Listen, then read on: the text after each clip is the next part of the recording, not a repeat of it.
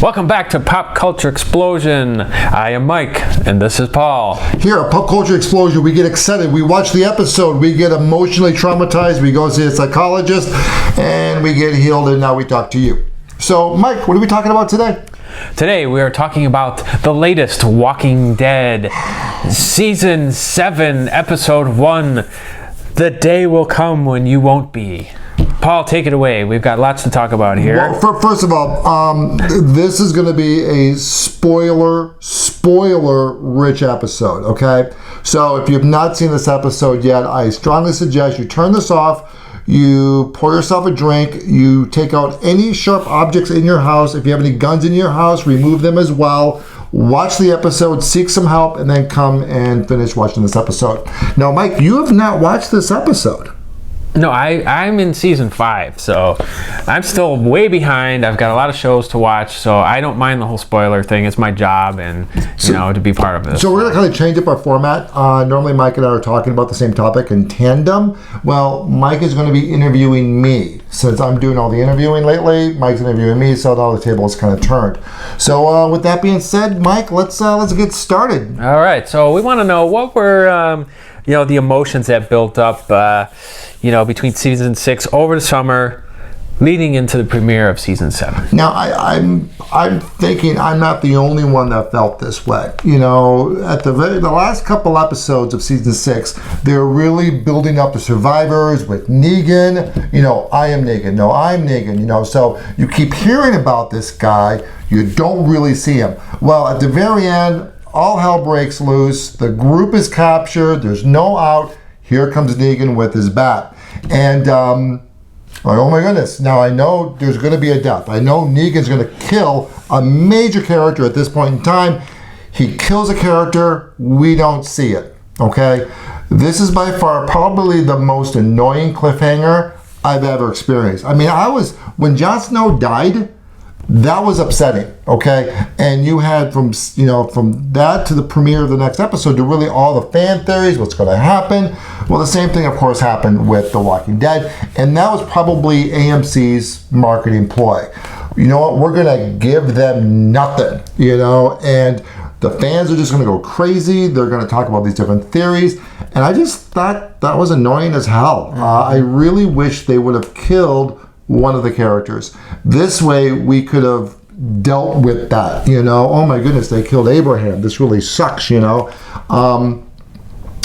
I think AMC did a cheap marketing ploy that just annoyed me and probably a handful of other Walking Dead fans. Okay, so you're expressing frustration with AMC. Can you go into that a little bit more in detail? I've been in a relationship with AMC's Walking Dead for 6 years now, and I'm now approaching my 7th year in this relationship, and I equate it to an emotionally abusive relationship.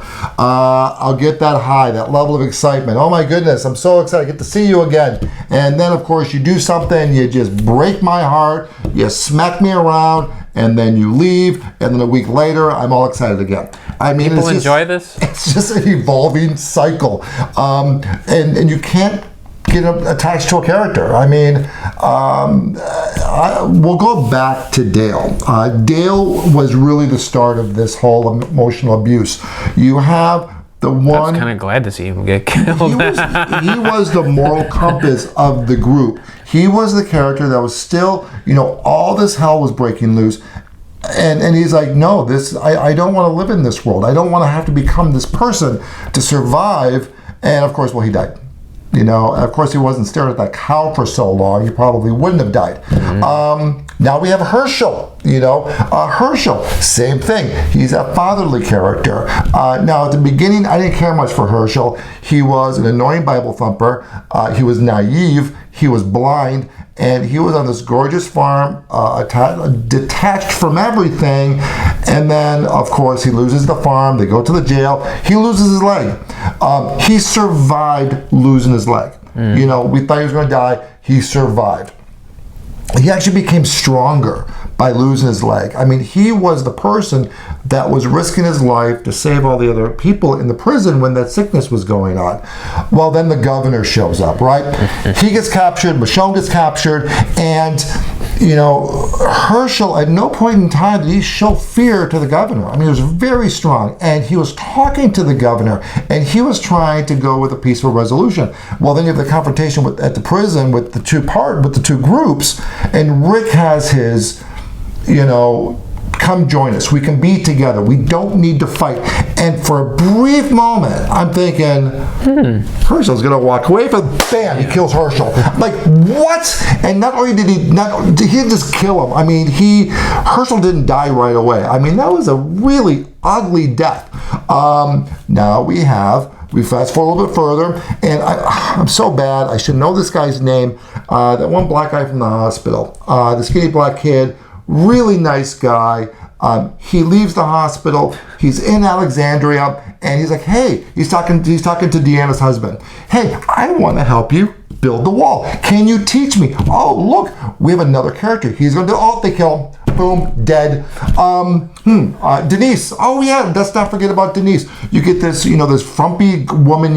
She's extremely weak, and they develop her character. She becomes the doctor. She becomes important. She goes on this little expedition, right? She kills a walker. And then she lectures Daryl and the other woman, I can't think of her name, about how you guys are strong and you need each other. And bam, dead. I mean, really, guys? You give us these characters, you build them up, and then you take them away. Isn't that part of why you watch it? It's the same cycle. So basically, if a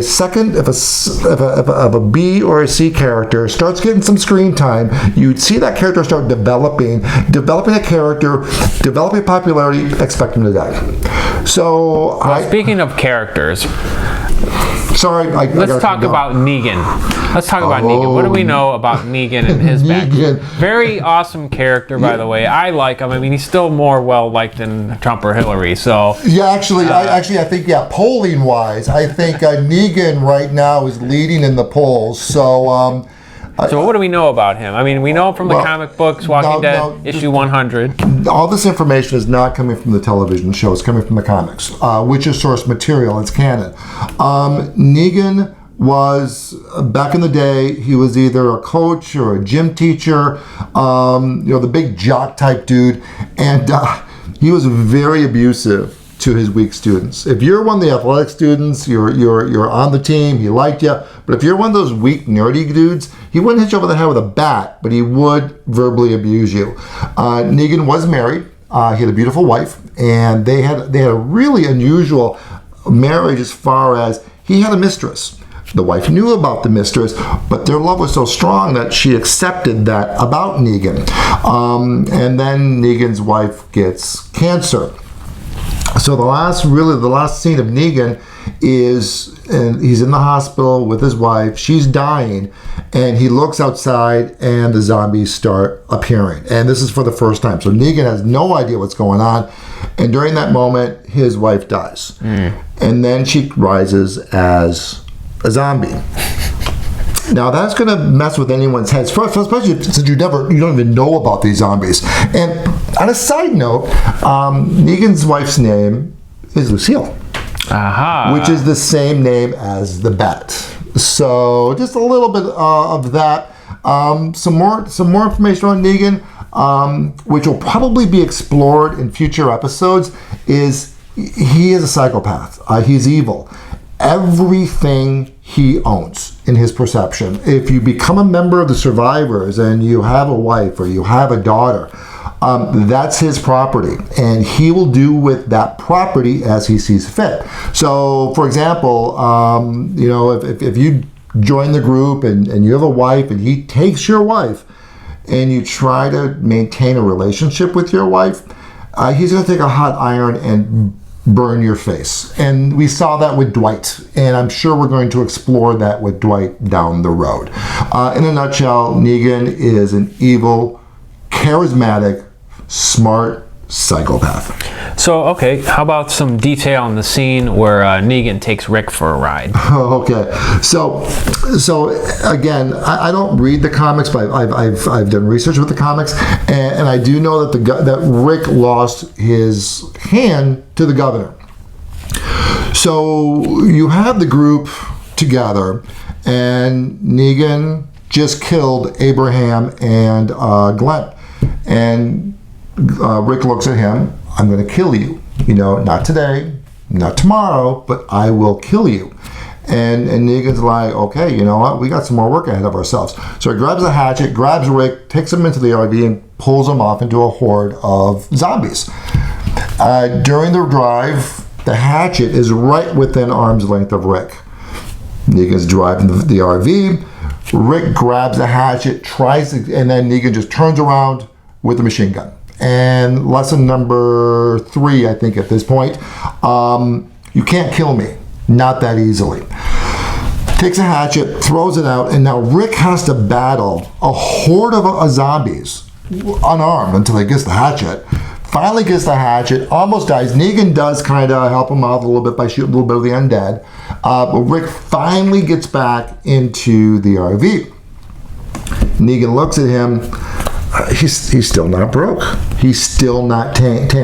And that was the whole exercise. So he brings him back to the group, and I think it was twofold that and he was partially successful. He wanted Rick to do something against his will, and he did get that accomplished. He wanted to break Rick. That hasn't happened yet. So with that being the case, there's more to come. So Carl's arm, I guess that's where we're getting at here. So yes, tell us about Carl's arm. This was brutal. He pulls up Carl, and the moment he puts that belt around Carl's arm, I knew exactly what was going to happen. Carl didn't yet. Carl's like, oh yeah, this doesn't hurt. It's no big deal. He puts him on the ground. He puts this marker, and during this whole time, he's just being a sarcastic dude, talking about how cold the marker is, and he's sorry about that. And Rick gets it, and Rick's like, please, for the love of God, don't do this, don't do this. And Negan's like, I ain't gonna do this. You're gonna do it. And then Rick's like, no, I'm not. He's like, well, if you don't, I'm gonna kill the group, kill Carl, kill everyone in Alexandria. You're gonna do this. And Rick had no exit. For the first time, Rick had no exit, and this was probably the most emotional moment. And for Rick, and as an audience member, as a fan, I was losing it. Well, and that's what I was going to get at too. It's like, okay, people watching this episode probably, they know what happened, they've seen it. So now it's kind of like, okay, what are the thoughts behind it? There's no more rules. Mm-hmm. There are no more rules. The moment Negan shows up, in my humble opinion, they jumped the shark. There's nothing now that they won't do. Mm-hmm. When they killed Abraham, they killed Glenn, and I'm like, he's going to do it. And then when Carl gave him permission, do it, I'm like, okay, if he does this, I'm done. Mm-hmm. If he does this, I'm done. I can't watch the show anymore. At the very last minute, Negan stopped Rick, because Rick was going to do it, and the look in Rick's eyes was, he was beat. He was broken.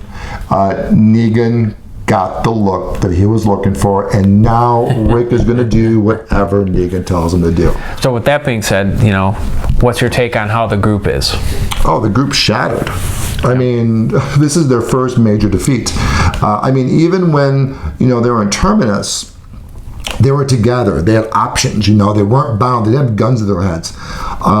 This is the first time ever that the group is truly trapped. They have no choices. Daryl's is being held hostage.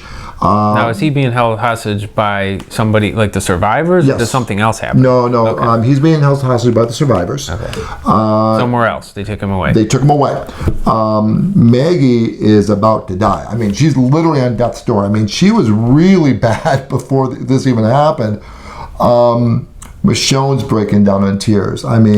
Eugene, he's just nothing, right? Well, and he wasn't a very strong character to start with. He's getting stronger though. Yeah, he is. Since where I left off with him in season 5. So this is what I found really interesting. Maggie is pissed. Maggie's like, we're going back to Alexandria. Rick, you're doing this, you're doing this, you're doing this. We're going to fight them, we're going to kill them. And Rick's going, we can't fight them. They'll kill us. This is the first time Rick has ever sounded like a coward. I don't know what's going to happen with them. But there was one thing that gave me hope, is that when they said, we're family. And I truly believe that they will beat this. But yeah, the group right now. Matter of fact, the next episode is probably going to feature Carol and Morgan. That's what I'm thinking. Yeah, and you're talking about, 17 million views, and then you said there was probably another 3 or 4 million views on Monday. And it's increasing in the pirating. It's probably Game of Thrones was up there, but this is probably 17 million. Your average shows are probably 3-4 million, which is insane. 17 million. That's just staggering, that number. So the speechless moment there. Those are crazy numbers. So any predictions? Probably my one prediction is the whole Negan arc is probably going to last through season 7. He is not going to be a 4 or 5 episode villain. They're really going to dive into this. Oh yeah. So my concern is we might have some Negan fatigue.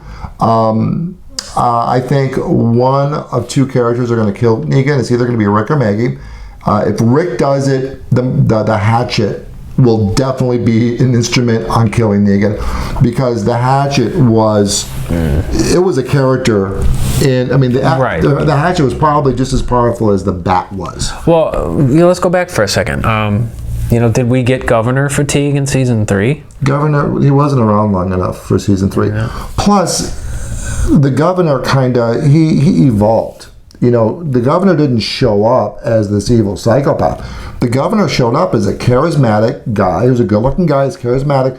People liked him, and you kind of liked the guy. And then all of a sudden, you just saw these things that the Governor did, and you realize probably around the second or third. Rick and the gang poked the bear though with that too, kind of. So it kind of almost antagonized him a bit. Oh no, they did, but you have the scene where all the zombies and the fish tanks, Yeah. So he was whacked. No, he was whacked. But if you would have left him alone, maybe. I don't know. That's a whole nother discussion. But, it is, but the thing is, though, with the Governor, though, we watched him evolve, and I don't think we had him. No, I don't think we'll see that. Well, are they going to try to? How can you top what just happened in this episode? So I think from here it's going to go downhill. It'll be still be interesting. Well, and this is my long-term concern about The Walking Dead. I mentioned that they jumped the shark on this episode. When a television show jumps the shark, and if you don't know what that phrase means, in Happy Days, the Fonz actually jumped a shark. Water skis. And the show did not survive that, and eventually just died. So whenever you hear the phrase "jumping the shark," and there's a website too, Jump the Shark. Yeah. So all the TV so my concern is that they signed up for season 8. But I don't think this show will never be the same again. Yeah, I don't think they'll garner that kind of numbers again. No, because this was definitely a high point. No, I see this on Facebook. A lot of friends that I knew that were huge Walking Dead fans, they stopped watching this a season ago just because it was too emotional. Well, I was up until recently. I finished at season 4, started season 5, and went, you know what? They're all together. They've survived Terminus. Let's just leave it at that. That was a good end point for me. I'm going to still continue to watch, but it's a little much with the violence and gore for me. And this is the first time, when I saw Abraham's death, that really bothered me. When I saw Glenn's death, that disturbed me. We've talked about other people dying in other episodes, and we talked about this guy getting his face blown off in our Daredevil episode, and I joked about it. It didn't bother me at all, but the difference is we're emotionally invested in these characters, and to see these characters, not imagine what they would look like, but actually see what they look like being killed in these ways, it hurts, Well, and there's a couple things. Do we need that level of graphic violence? Number one, in my opinion, no. You could just as well turn the camera away. You know what's happening. And the other thing is Abraham, fine. He was in season 5 and 6, whatever. But Glenn has been around since the beginning. Since the beginning. Huge character. Huge. By the way, his first line was, "Hey, asshole." I think that was his first line. So with that being said, Mike, just hearing what I talked about, what are your thoughts? Well, my thoughts is I have a difficult time with this show because it's intense, it's great drama, it's great writing. There's everything about it is done very well production-wise. I just think that I have a problem catching up because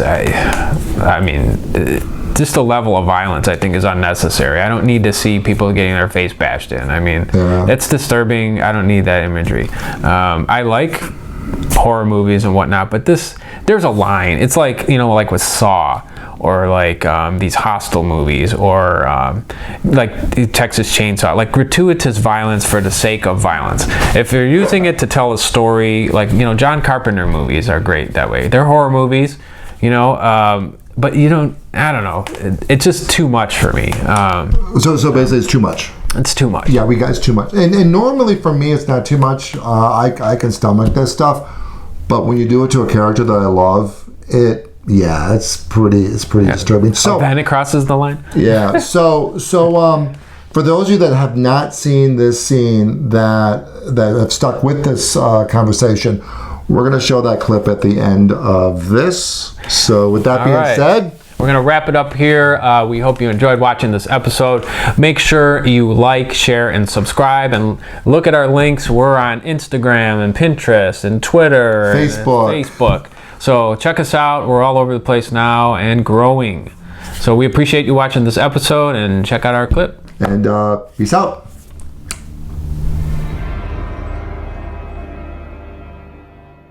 You can blink. You can cry. Hell, you're all gonna be doing that. Oh, look at that. Taking it like a champ. Suck my nuts.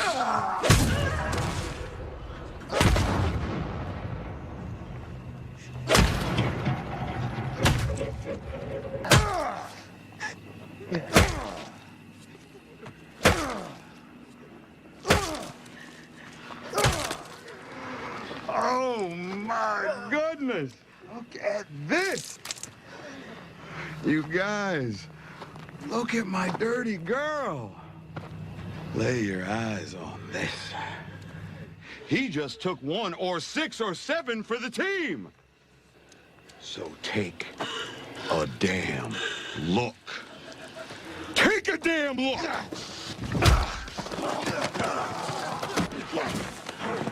No! Not one bit of that shit flies here.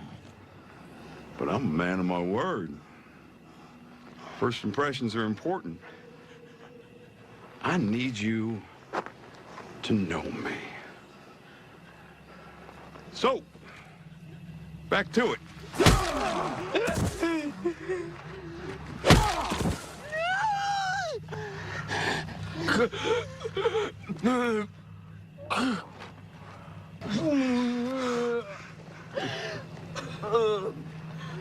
Buddy, you still there? I just don't know. It seems like you're trying to speak, but you just took a hell of a hit.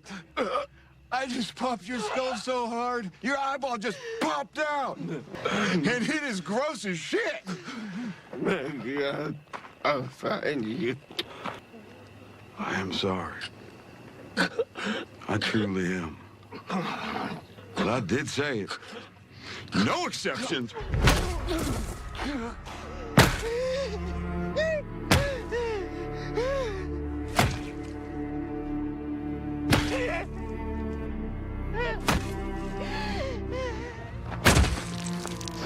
I'm just getting started.